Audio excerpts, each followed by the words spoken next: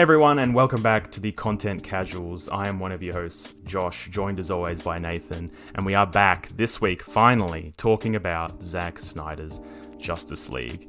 Now, this is going to be a spoiler review like all the rest of our other reviews, so if any of you have not seen the film, I suggest you go find 4 hours of your time, because yes, it is that long, and watch it. Otherwise, for the rest of us who have unfortunately seen the movie, we are going to be talking about it this week. And seems like we have some differing thoughts on the film. We've got our positives, we've got our negatives. But we're going to break it down like the old days, go through the story, the characters, the performances, special effects, music, so on and so forth.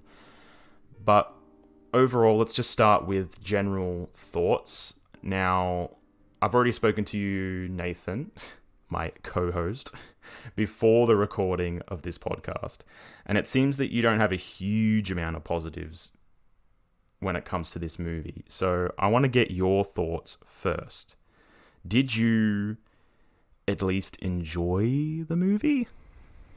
Okay, so when I thought about it after watching it, I was like, there was a few cool moments, but they're thinly stretched out over a very long movie, and I feel like you could count all the cool moments on your fingers. I wouldn't say there's more than 10, for me anyways. Yeah, and I just... for me, I found, although the dialogue was a lot better than Whedon's version, after seeing a few clips, I don't really remember it, but it's pretty awful. I still thought the dialogue was really clunky, and it just... We were all sighing and laughing throughout. So yeah, just so people know, we watched this together with our partners, and we were all just kind of surprised by a lot of what was being said on screen. But yeah, I definitely agree. It does get a little overindulgent at times, and it feels like the director, in this case Snyder, thinks that his work is the greatest thing the world has ever seen. So sometimes he'll just throw literary devices at you, like all these metaphors and similes and analogies, and you're just kind of like, could you really have said that? Did you need to, present it that way, or could you have done something just a little bit less, I guess you could say, forward? It's probably the best word to use. It definitely lacks subtlety, I'll say that. I mean, it's a cut off a movie that I've seen before, and I was still confused. And I had so many questions, like, what's that? What does that mean? And just the logic flaws were just everywhere, and it was just a really confusing, hard movie to follow. Even though I knew what was going on, but I still felt confused. I don't know if that makes sense, but that's how I felt. Well, to be fair, you're dealing with a 4-hour-long movie, and with that brings a certain amount of fatigue for the viewer. Unless you're taking breaks, which seems that every other critic or film buff out there did, and we didn't, it can be a lot to handle. And that's just because of the fact that they're jumping from character to character, presenting you all these different mini narratives inside of this larger story. And even then, there's lots of fan service, but not in a good way. Like, it's very similar to how, say, Star Wars, the sequel trilogy, would give you fan service. It's kind of like, oh, look at this, and you might be like, okay, well, that's cool, but does that actually make any kind of sense in terms of this story? I don't necessarily think it does, even though some of those scenes are really cool, and we'll get into that as we go along. But I definitely agree that the length of this movie worked against it.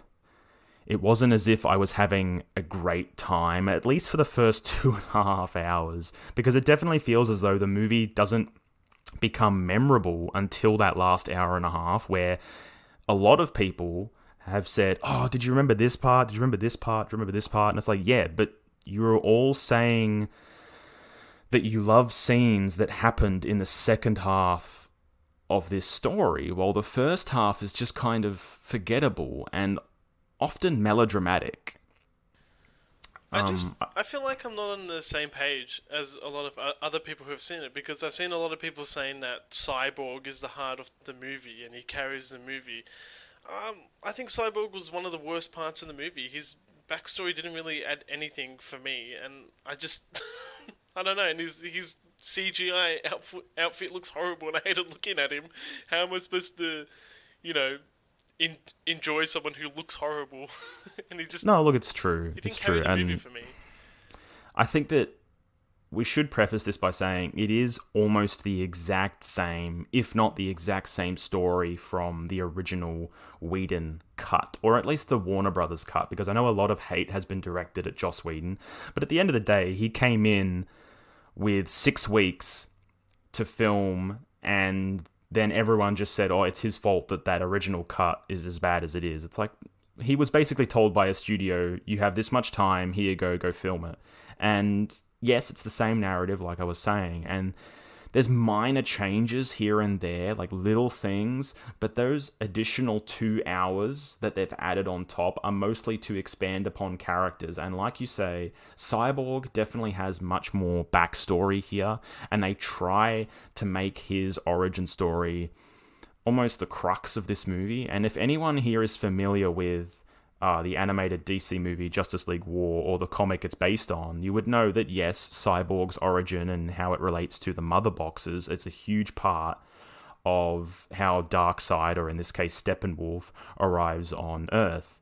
But the way they utilize him here, he just comes across as moody, and there's no comedic levity to his character, right? Like, they try to use the Flash, and I will get into him because he's a completely different story, but in Justice League War, you had someone like Shazam to counterbalance how emotional Cyborg was, whereas in this film, it's just exemplified by these long, drawn-out scenes where he's either mourning his mother, he hates his dad, or we just see flashbacks of his past where he was a football star, and none of it necessarily is interesting, or it didn't really grab me because he didn't necessarily feel human. He just felt as though he was whining most of the time. I don't know if you felt the same way when it came to him. I felt like all the added backstory scenes for the characters weren't necessary, and if they were cut out of the original one, like they were already filmed, I see why they're cut out, because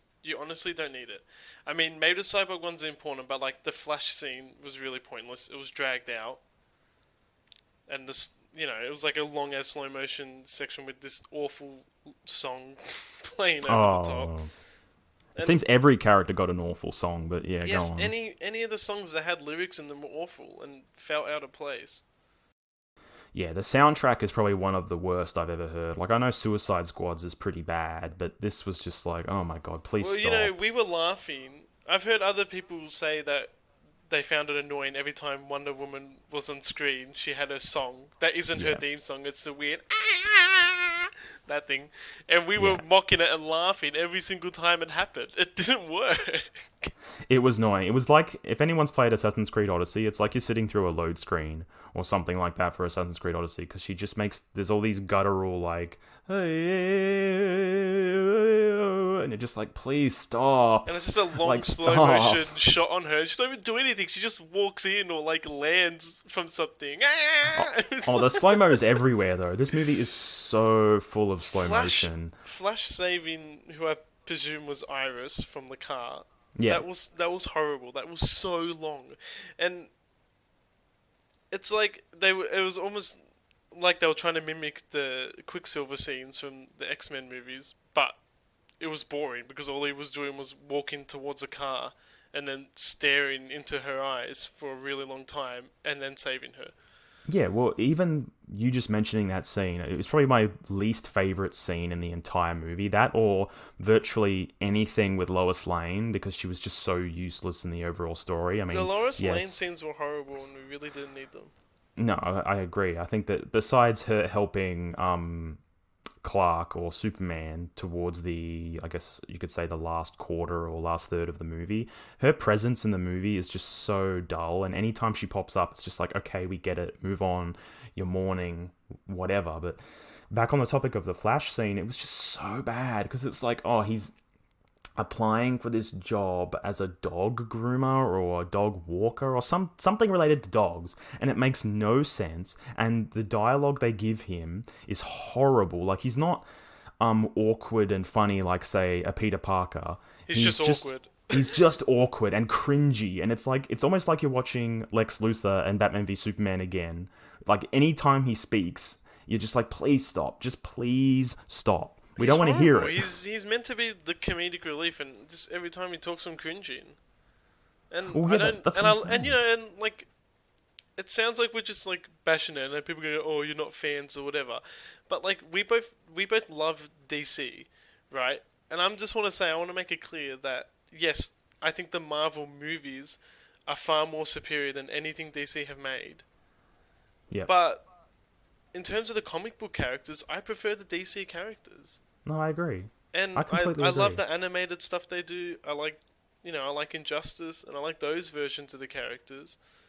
But here, they don't feel like the same characters. It's because they're not. Like, And Snyder they've is taking his and I version of don't, it. yeah, and I don't like the version we're given of any of them.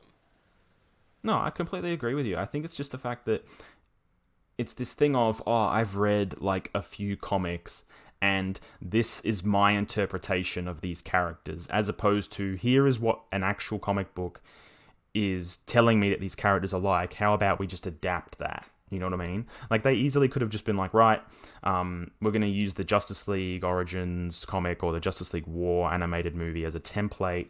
We're going to have Green Lantern, we're going to have Shazam, all these other types of heroes in the movie that add a little bit of levity to it. We're not going to mess around too much with who they are, because you kind of trust in your audience. And that's why I think so many of these scenes were cut out in the Whedon cut, because audiences already know who some of these people are. Like, I don't need to be told who the Flash is. Like, I know who the Flash is. And yes, you said it yourself that we're comic book fans and we like DC quite a lot, but I'm sure anybody who has any understanding of just superheroes would probably know who the Flash was, because all you need to know is he runs fast. That's the Flash, right? And everybody pretty much knows that. And I think Cyborg is the only one who needs some backstory. So the addition of the Cyborg stuff is fine. I don't mind if you want to put the Cyborg stuff in. You don't really need the Aquaman stuff, because we know who Aquaman is, and I'm sure a casual moviegoers would also know who that person is. But if you're gonna have Cyborg in the movie, you need to add some sort of comedic element to his character. Have a Shazam to like couple with him, so that way you have like a back and forth, right? Like, you have a Billy Batson who's a fan of Victor, what's his name, Victor Stone, I think. Have him be a fan of that person as a footballer, and then that way you can have almost this camaraderie between the two characters, where Victor's learning from Billy and Billy's learning from Victor, so there's kind of like a friendship that can bloom there. But otherwise, you've just got him moping around, and everybody else just feels like cookie cutter templates of who we should be getting. And I'm going to throw it to you here, because I feel like the worst offender is Aquaman, because he just doesn't use any of his powers. Yeah, and It's like he's really brooding in this, and like, I know in the Whedon cut he was a bit more like wild, yeah, and he'd like scream and stuff and be like, oh yeah, kill the bad guys, you know. He's kind of like a bit more crazy. And in this he's like Batman, but with the trident, I guess. And yeah, and he doesn't really do anything. He's like kind of missing for half the movie too, isn't he? And then Yeah, I mean, it's the whole point of, you have a character who everybody has an assumption of, right? Like, they all think, oh, he's goofy, talks to fish, and for the last 15 to 20 years, there has been countless DC comic artists and writers who have been trying to rectify that preconceived notion of the character, right? That he is this silly, goofy person. And they've tried to make him really cool and more like this action, authoritative figure. And I think what has happened is Snyder has looked at that and gone, right, everyone still thinks he's goofy, so I'm going to do as much as I can to make him this stoic, brooding person. It's almost like he's made him Wolverine or something like that. yeah, But he's not I feel even like as cool as Wolverine. he should be a fun character. He should be a funny character. I don't, and the movie needs this. You don't. Like, you can't go, oh, but it's meant to be serious or whatever, because you look at Flash being the dickhead for the whole movie, right? And he's supposed to be funny and he's not. And I feel like you need someone for him to bounce off of, because you have one character attempting to be charismatic and failing, and everyone who talks is like, oh yeah, whatever, shut up, Flash. No, I get it. I completely understand what you're saying. And that's why I said before that we needed like a Green Lantern or we needed a Shazam to bring in a bit of sardonic humor. And I feel like Green Lantern could have been that sarcastic character, and then Shazam could have been that innocent, boyish charm that you just don't have in even the Avengers, right? Like, you don't even have that there. And it could have been this added element that was completely different and would have made this movie even more unique. Because at the end of the day, the characters are the most important part, right? You need to have good characters. And I feel like there is such a strong focus on even Batman in this movie. And you can tell that Snyder likes Batman the most, right? And if it's any indication that if you're someone who's like a casual DC fan, you're like, oh, Batman's my favorite superhero. And you're like, oh, what about all these other superheroes? Oh, I don't really care about them. And it's so obvious because Aquaman is made to basically be the water version of Batman. Like, he's just brooding the entire time. And then Cyborg is depressed the entire time. And then the Flash is awkward. And then by the time Superman comes back, which is the one part of the movie where you actually start to get interested, he's wearing a black and white outfit that makes no sense. It has no bearing on the narrative. There's no reason for why he's wearing that outfit. It's just like, oh, we'll put him in black and white because, you know, Batman wears black and all these other characters have like really dark outfits, and for some reason the color palette of the movie is really dark, so you just can't see much of what's going on. Well, you can, but you know what I mean? Like, it's just really bland to look at. And yeah, I feel as though I prefer the Whedon version with that. It had a lot more color. And the end scene, and I remember this when we were watching it, I'm like, at the end, it was really dark, and then the other cut, it was all red, and I actually liked the red filter of everything, because, you know, it's like to find the aliens. And everything. No, I agree. Had like a red filter over, and it looked cool. This movie, you start grey and you end grey, whereas in the other one, I feel like you know, everything was kind of lighter, and then it ended on like this like menacing red tone, and you have no contrast. It's just grey, grey, grey, grey, grey throughout the movie, and it looks horrible. Yeah, it looks horrible because when you have these big CGI sequences, and some of them look great, like in terms of they look great because the action on screen looks great, right? But then you can so tell they're in front of a green screen. And it happens throughout the film. Like, you're just like, okay, there's like the Amazons fight in Themyscira against Steppenwolf. And they're supposed to be in this big green field. And you can just so obviously tell that they're on some green screen with some padding and they're being dragged along the ground or something like that. And I'm just sitting there watching it thinking, why didn't you just go out into a big green field and film this? Like, because I feel like that's what Marvel would have done. I don't want to compare, but I know that's what they would have done, right? They would have just been like, let's go do that. The Marvel films, you know, majority of it's filmed in front of a green screen, but you don't notice. In this, you notice, and the CGI is awful.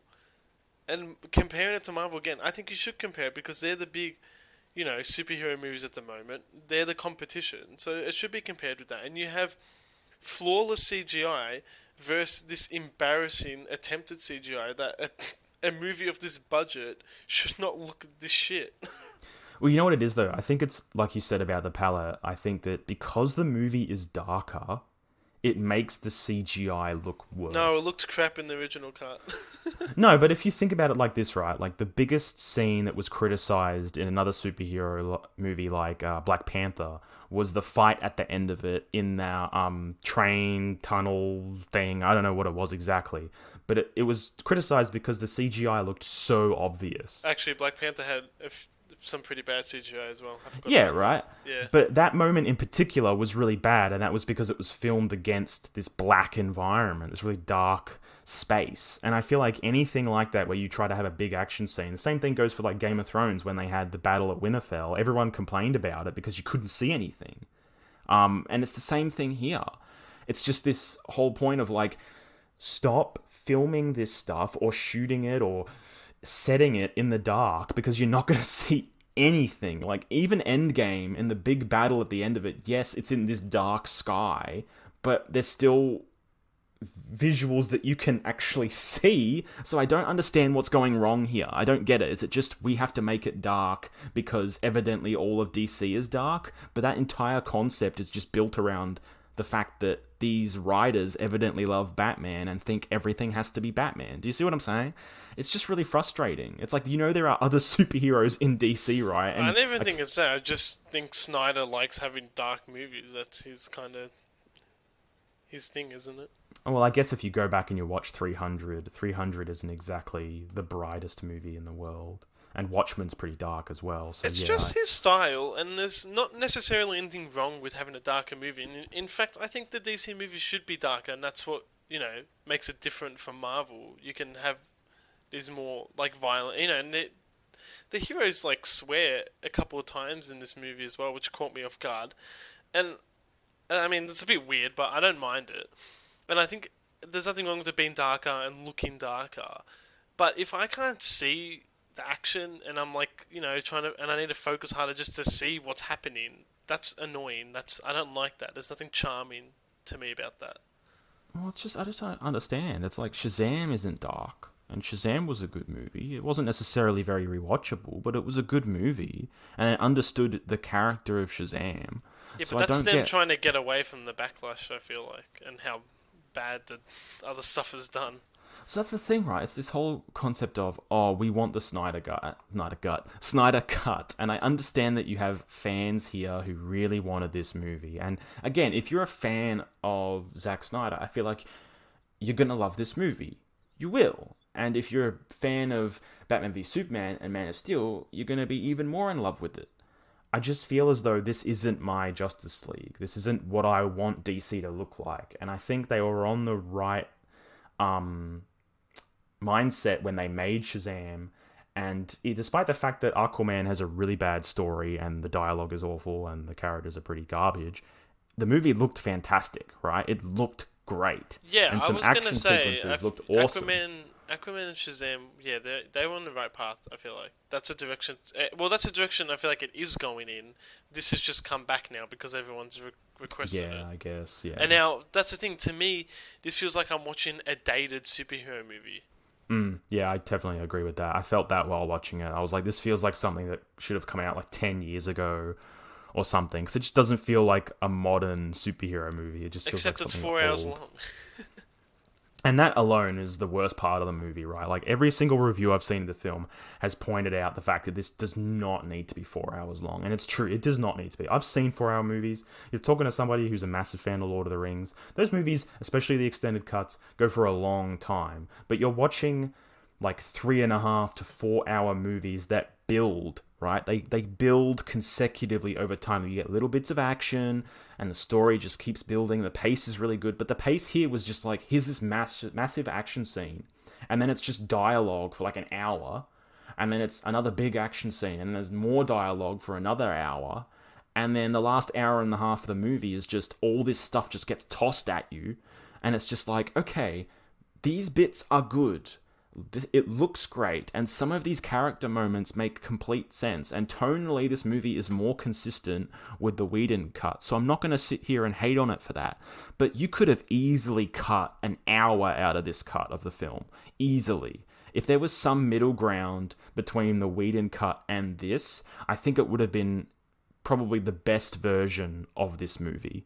But as it stands, looking back on it now, it's kind of like, okay, but what does this mean for the future, right? Like, we have 2 cuts of a movie. Neither of these cuts are amazing or great by any sense of the imagination. They're not at any sort of level that the Avengers is, but when you're looking at it, you understand why, right? Because the Avengers built to that moment. Like, moments where, Cap picks up Mjolnir, or you have all the Avengers assembling together. After the, what seems like 23 or 24 movies, they got to that moment. Whereas here, you just don't have that.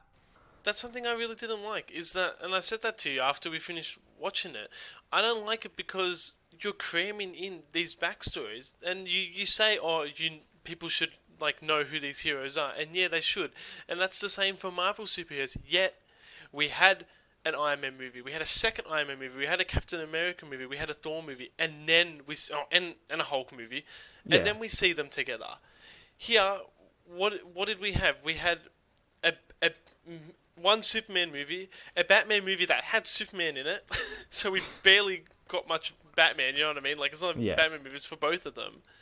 So it's almost like a Superman 2 slash Yeah. Batman movie, and you have a Wonder Woman movie, and then it's like, okay, and here's Aquaman, Flash, and Cyborg. It's too much. Yeah, I agree. I think the only character that should have been introduced in this movie is Cyborg, and then you could have focused on his backstory, and then he would have been the heart of the movie, because you wouldn't have had all the pointless crap with Flash and Aquaman, because we would have already seen it. Yeah. No, I agree. That's how I felt. I think the problem they probably had was, oh, but what is the Flash movie going to be about? Do you know what I mean? And when you look at this in hindsight, all you need to do is go, right, Aquaman movie and the Shazam movie comes out before Justice League, and then Shazam and Aquaman are in Justice League, and now you can actually have Aquaman using his powers rather than just running around with a trident and punching people, because that's all he seems to do in this movie. He doesn't talk to fish, he doesn't manipulate water that much, he doesn't like call lightning or anything like that, he doesn't do anything cool, he's just running around with a trident stabbing people or punching them. And the Flash just runs. It's like, okay, but you have a character like the Flash. He can make like tornadoes with his arms and throw lightning bolts at people when he speeds up. So why exactly did you just go with, oh, he runs? Like, don't get me wrong though. The best scene, I think, with the Flash outside of the third act where he time travels was probably when all the rocks were falling on the people and he, like, I guess punched the rocks out of the air. Like, that looked really cool, but I'm like, that's it. He's just been running, and then Cyborg's just, I shoot people and fly. Okay, is that it? Like, you know what I mean? It's like when you've got Thor running around with a hammer, he's got lightning, and he's got wind powers, and he's got doing all these different things, and you got Cap throwing a shield around and stuff like that. And even someone like Vision. Like, in this movie, it just feels like so many characters are limited to, I am a robot who shoots, I am a guy who runs, and I am a sea person who has no sea powers and just punches people. Do you see what I mean?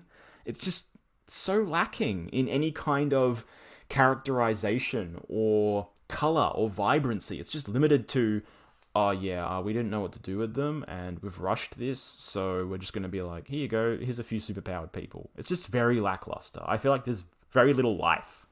It is rushed, and the concept itself is rushed. They weren't ready to make a Justice League movie in the first place. They just weren't ready, and you're missing half the main cast of the Justice League anyways.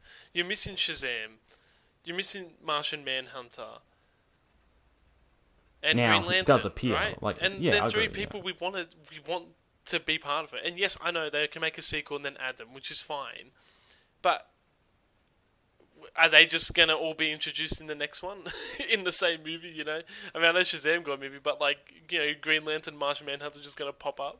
You know what I'm saying? Like, it's just so. No, weird. I get you. No, because obviously, Martian Manhunter, to our surprise, did appear in this movie twice. But it's just so shoehorned in, right? Like, it's so obvious that he was just thrown in during a reshoot or something like that.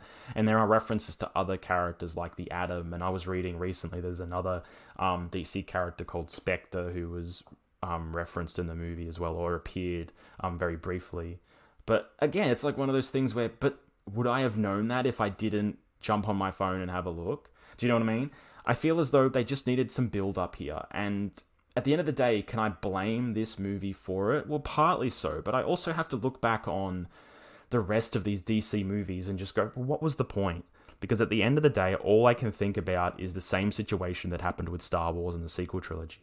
And that is that by the time you got to The Rise of Skywalker, all these things were happening so fast, and you were just like, okay, you guys needed to, like, do all these things a movie ago. Do you know what I mean? Like, this needed to happen in The Last Jedi. All this stuff that you're doing with Palpatine and Kylo Ren and all that. That needed to happen a movie ago. You guys doing this in the last movie that goes for 2 hours or 2.5 hours. It's just cramming stuff in. And the same can be said for this movie. Even though it's 4 hours long, you're grabbing an Aquaman movie and a Cyborg movie and a Flash movie where lots of scenes, especially related to Aquaman and Flash, are completely unnecessary, and you're just cramming it into this film.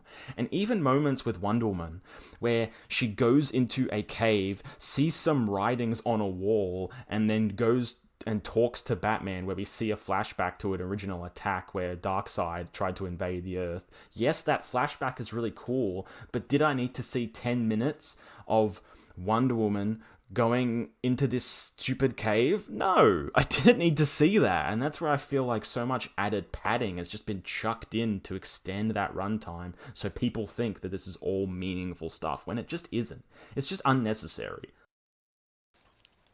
Yeah, and that's the thing. Yeah, with you teased for both Green Lantern and Manhunt in this movie, and it's just annoying. As I'm just like, okay, can I just be in the movie? Not even that. Like, even when they have that flashback scene and you see Zeus, because the Greek gods appear in that flashback scene, and you see Ares, and I think Athena, and Zeus, obviously. I looked at him and I went, he looks really cool with that lightning. So, evidently they're trying to reference Shazam there and kind of give you an idea of what it would look like if Shazam was in the movie. But then guess what? Shazam's not in the movie, and neither's Green Lantern. That flashback sequence we both said was better than the movie we were watching. We're like, okay, can we just watch that movie? Yeah, because it was what we wanted to see. It was actually heroes we wanted in the film and weren't in it in the first place. It's just so frustrating. It's like, why aren't they here? Like, you've got so much Green Lantern in this movie, and you could, if you've got time to throw Cyborg in, right, and evidently you're okay extending it for 4 hours. I mean, I don't really want another hero in it, but it's kind of like, Green Lantern could have easily just been like, yeah, this is happening on other worlds, and now it's about to happen to yours, or this to Earth, right? I mean, he is from Earth. But do you see my point? It's like, seeing those characters is just far more interesting than what we've got, and it's not because they're not fundamentally interesting. It's that they're fundamentally underutilized. It's like the only ones who look great are when you have the Flash going through time. That was probably the best looking scene next to the flashback one that you just talked about, because you actually saw him reverse time and it looked really cool. But that was completely ruined by him opening his mouth and talking. Because I was just like, stop talking about your dad, you're a bad actor, please stop. It's just like, just stop.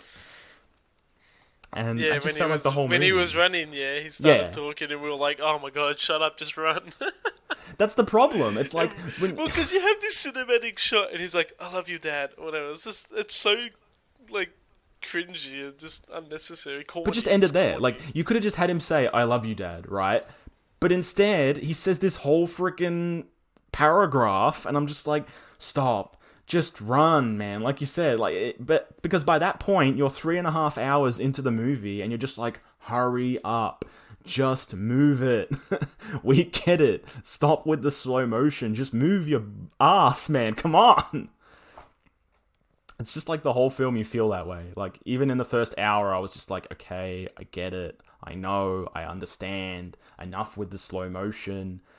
It's just like even the beginning scene where you meet Aquaman and Bruce Wayne goes to recruit him, and you just have these moments which are so long and drawn out. Like, the woman just randomly starts singing when he walks into the water, and you're just like, what the hell? What is going on? Really Why is this happening in this movie right now? I don't get it. What is this film? And there's a few moments like that where you just cannot help but ponder whether or not this was necessary. The movie, I don't know about the movie in general, but certain scenes, like whether or not they were something that definitely needed to be included, because I don't think they did. Yeah, it's weird because, like you said before, it's 4 hours long, but you still feel like you have missing pieces of the puzzle, and like, I don't want it to be longer, but it almost feels like it needed to be longer because the pacing is awful still, or like they need to cut stuff out and put something else in there that's more interesting. I don't know. Because don't get me wrong, some of the stuff looked good. Like, the Nightmare stuff was cool, right? But I said this to my partner, I was like, this needed to happen at one moment. It didn't need to happen at 3 different moments during the movie. Like, it needed to happen at one point. Like, if they lost, and then Barry had to travel backwards through time, then all of that Nightmare stuff should have happened when they lost. Do you know what I mean? Like, it should have happened then. But it doesn't. It gets cut up into pieces, and it mostly ends with, at least towards the end of the movie, Batman or Bruce Wayne waking up, and you're just kind of like, I get that it's meant to be Nightmare, but it's just really stupid. Like, it's really stupid because there's no context behind it. Like, if you think about stuff in the Avengers, right, and you think about the Infinity Stones, and the equivalent in this movie is like the mother boxes and the anti-life equation, which gets thrown at you really randomly. There's no setup for that. Yet in the Avengers, you have all these movies that build up to the Infinity Stones. Like, there's this one, there's this one, there's this one, and eventually they get to the Gauntlet. But in this, it's just like, here's all this big intergalactic stuff, and you're just like, where did all that come from? Like, at least in the Whedon cut, it was simple and to the point, and the Steppenwolf character was basically just a boring, generic bad guy. Here, I like his look a little bit more, but the metallic kind of armor he has that transforms does look a little bit like a Decepticon or something like that from one of those awful Transformers movies. And the Darkseid stuff is great. Everything that's on Apocalypse is really cool because you're actually seeing it in a live action movie, which has never been done before. But you cannot help but wonder whether or not it needed to be included here, right? Because at the end of the day, it just adds more fluff. And I would have liked it more if we spent that time focusing on Steppenwolf as a character and attempting to understand why he's doing what he's doing, because they give you a little bit more explanation. They try to say that he failed Darkseid in some kind of way and betrayed him, but they don't tell you why. And instead, at the end of the movie, they just go, all right, here's Darkseid. And then Steppenwolf, unlike the Whedon cut, just gets killed. Like, Wonder Woman literally just chops his head off. And you're just like, okay, I guess we're going down that route. But it doesn't leave the door open, and I understand they can't do that because this is a 4-hour movie, and Snyder definitely has a fixation with killing villains. Like, we lost Doomsday and we lost Zod. I'm like, at this point, are we going to get another Superman movie? Because they're probably just going to kill them. Kill off every Superman villain he's got. Lex Luthor's probably next. But it just felt as though stuff was added that was good, and it was enjoyable. And I would have liked a movie that was paced a lot better, that was shorter, that included that kind of material. However, its inclusion here just serves to elongate an otherwise bloated film. I don't know how you feel about it, but I just felt as though, yes, it's cool, but doesn't need to be here. Okay, I'm sorry. You said a lot of things, and now I'm supposed to somehow respond to all of them at once. The Darkseid stuff, and Steppenwolf. Well, you mentioned earlier though. You mentioned the nightmares, and I just want to say, if someone tries to tell me that Jared Leto's Joker is a good character, I'm gonna get very angry because that is the worst Joker performance I've ever seen in a movie, and you cannot convince me otherwise. Well, you're not wrong. It was budget. Bad. It was like a fan trying to be Joker. What I get it. He sounds like, I don't know. His laugh is terrible. The voice is terrible. I just no. Yeah, I mean, honestly, I liked the Nightmare stuff when I saw like Deathstroke and other villains. I was like, oh, cool, but not even Jared Leto. But the way that they used Mira from Aquaman was horrible.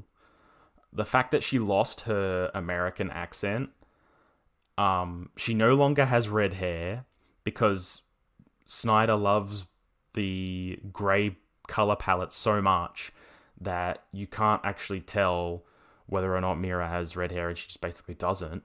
And she's just reduced to someone with a really bad British accent. Like, a really bad British accent. It's not good at all. And again, it just contributes to what I said before with the Darkseid and Apocalypse stuff. Like, all this stuff and all this material could have been great in a different movie. But here, it just adds to the confusion. Yeah, you know what I mean? It just adds to more stuff. It's like, come on. Steppenwolf. I mean, I don't know. He's a throwaway villain anyways. He's the Ronin, right? Of this movie. Yeah, from Guardians. Yeah, he's literally the same character. And I feel like everything about this movie, good or bad, are gone, Marvel did it better. Like, time and time again, I just found myself saying that in my head. I'm like, okay, Marvel did that better. Just automatically, yeah? Like, I'm not trying to be like a Marvel fanboy, but it's the truth. That's how I feel about it. And they tried to make him interesting. It's like, yeah, but he's not. And see, Ronan wasn't interesting either, but they knew that, so they didn't try to make him interesting. Yeah, well, they knew what he was like. They knew, as you say, they knew that he was a throwaway villain, and they played into that, and they used it as a joke, right? Like at the end of the movie, how Chris Pratt like does the dance off with him. They play off that element of, yes, we know he's one dimensional, we get it, but here it's everything is taken seriously right from the get go. Yeah, exactly. So It's you have like, a shit villain in a serious movie. It's like, okay, boring. Where it yeah, works in a comedy movie, that's focusing on the characters, and you have interesting characters. The characters aren't interesting, and they're boring, just as boring and yeah. one-dimensional. So And honestly, the only interesting or at least enjoyable character for me was Cyborg's dad, because there were moments during the movie where he was actually doing smart things. And I was like, in this movie that is so concerned with being serious and has so much melodrama in it and so many silly scenes and sequences, it's actually nice to see a character who's not an idiot. Like, there was the part in the movie where everyone evacuated this base that surrounds Superman's ship that crash landed in Man of Steel. It's also in Batman v Superman as well. And everyone's evacuating because of some alarm. And he's like, but there's no sign of any outbreak or any sign of some sort of contamination. Why are you all running away? Like, there's an alarm going off, but why are you doing this? And they all run off anyway. Like, the guy literally just says, oh, it's a level 3 or it's a red alert, we gotta go. And he's like, but why are you doing it? Oh, because we gotta go. yeah, I remember saying that to you when we watched it. Yeah, you said it. I was like, oh, finally something logical in this movie. And then, for a second, when he commits suicide. Well, hang on. Near the I was mother going to box. say, he's What? a logical Go on. character and he has one of the most illogical deaths because he really didn't need to go in that box and kill himself. That was really pointless. Yeah, okay, that part was stupid, but at least it made sense why he was doing it, right? He was superheating it so that our heroes could find the mother box later on in the movie. Yeah, So I was fine but with they made, that. like, the smart character another plot device. I'm like, okay. Yeah, and again, Snyder's so like obsessed with killing off people and making that seem as though it's emotional that when they did it, I was just like, yeah, all right. Yeah, Cool. exactly. It doesn't mean anything. It's like, okay. I don't know, guys. It's so hard to talk about this movie, and I know it probably feels like we've just rambled on, but it's just because it's frustrating to the point where we wanted a movie that was so much better. But at the end of the day, this was already going downhill with Man of Steel, and it only got worse with Batman v Superman. And I will say that this movie is better than Batman v Superman. It is a more enjoyable movie, and it has better sequences, and tonally, it is far superior.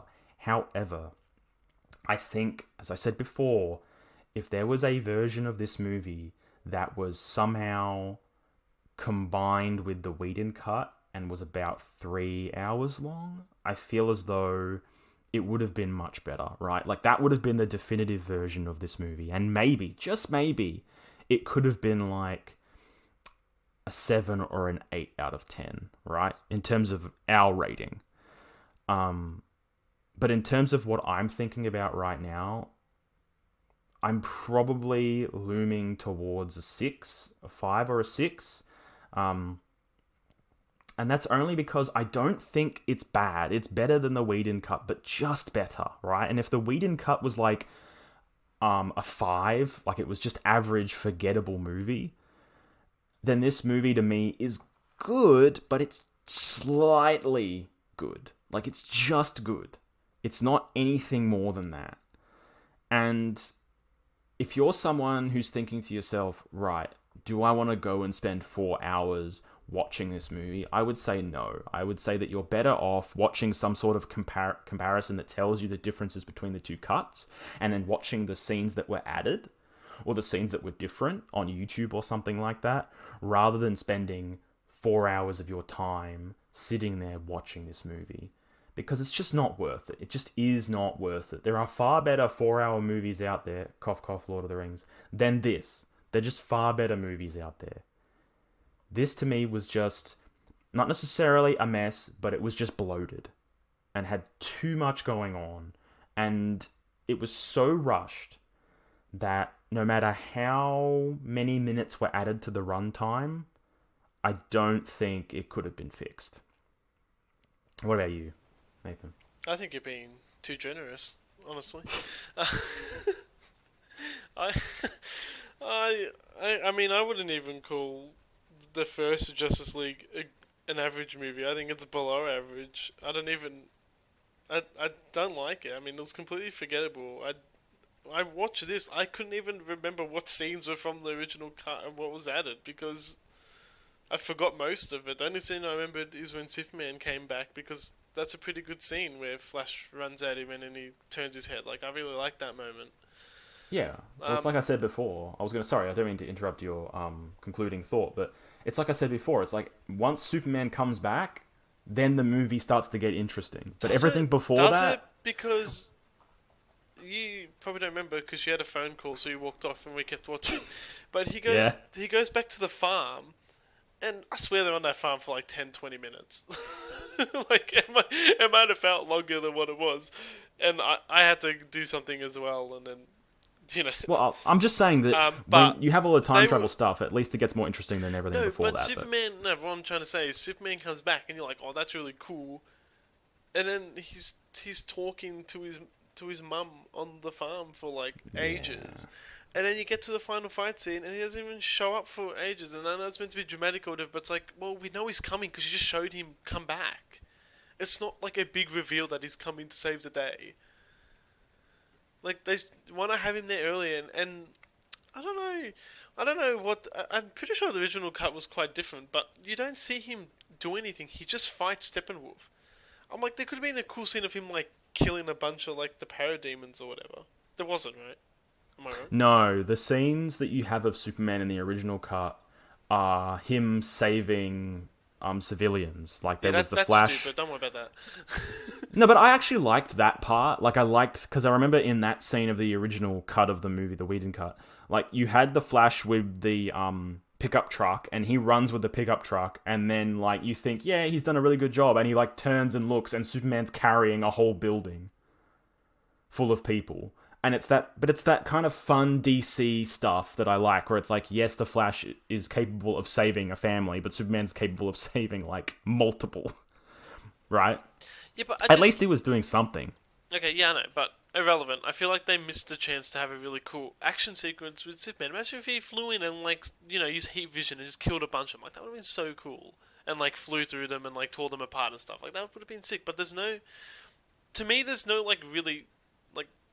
awesome action sequence in this movie. They're okay ones, and they're thinly spread out across this 4-hour movie, and the climax of the film is over so quickly. Like, okay, I waited 3 hours and however long for this, and it wasn't worth it. The payoff isn't there. I think they should have had an extended fight sequence at the end and had all the heroes doing some cool shit. Yeah, I don't know if that's budgetary constraints or something like that, or just, Snyder's prerogative, but that's evidently what he chose to do. And... but they had the budget for all the other shit they put in the film, alright. Or the crappy-looking Martian Manhunter. No matter how cool that seeing him was, like, the CGI on Martian Manhunter was awful. The end scene with Martian Manhunter, what was that? Ben Affleck didn't want to be there. He was there for the paycheck. Yeah, that was filmed well after... principal photography for the movie was over, because he just looked completely different. He looked so much thinner. And this green alien flies up to him and he goes, "Hey, who are you?" It's so stupid. Yeah, and he literally just says to him, "Some people call me Martian Manhunter," and he just flies off. Oh, it was horrible. Like, okay, cool. And then they got rid of the cool scene where Superman and Flash, they have a race at the end. They got rid of that. And that was actually a cool after-credit scene from the last one. Yeah, everything that was at the end of the Whedon cut was actually really good. Because I don't know if you remember, but at the end of it, obviously Bruce Wayne goes back into Wayne Manor and he's like, right, we'll rebuild the structure and stuff like that, and we'll have the Justice League headquarters here. I think that's Wayne Manor. And Cyborg... because I don't think his dad dies in the original one, and I think Cyborg in the Whedon cut ends up getting his actual costume rather than his like robotic skeleton crap that he has in this movie. He gets like an actual bulky outfit. And I think, I'm not sure about everybody else. I think the Flash probably just does the same thing he did in this cut, which is run and then do some sort of weird Naruto thing with his arms. But yeah, just the overall vibe at the end of that movie was, okay, cool. You've had like these dark Snyder movies, but now you're about to get the real DC universe. Do you know what I mean? And I just feel like this movie doesn't do that, obviously. It just goes, nope, it ain't over yet, people. We're going to get more. Because that was obviously a change in direction, and because Snyder's back, he's like, nah, these are the Snyder version of the characters. Yeah. Which are worse. Yeah, anyway. We should wrap it up. What are you going to give it out of 10? Because as I said, I think I'm going to go with a 6. I mean, like I said, I really didn't enjoy the original version of Justice League. I don't... I love superhero movies, and I tried really hard to enjoy this, but I just didn't. And I'm honestly finding it hard to even say it was average, because I was bored more than I was entertained. And I wasn't trying to be bored, the movie was just boring me, and it's using slow motion, I'm staring at the same thing for 2 minutes straight, I'm like, what the hell is happening? And so, like, I want to say it's average, but I'm finding it hard, and, I don't deal in halves, so I am going to give this a 4 out of 10. I think it's not worth your time. No, I definitely agree. Yeah. It's definitely not worth 4 hours. Go do something else. Yeah, I mean, seriously. For me to say it's average or higher, then, in my opinion, it needs to be worth your time, and it's not. So I can't recommend this to people, so therefore, it's below average. Well, I can't knock you for that. I cannot knock you for that. Anyway, well, this has been quite an experience talking about this movie, which we'll probably quickly forget about. Don't worry, in a couple of days I'm going to be like, what was that movie again? It's just like the last one. Just like the last one. The original cut, yeah. Oh, God. Anyway, guys, well, it's been fun. It's good to be back.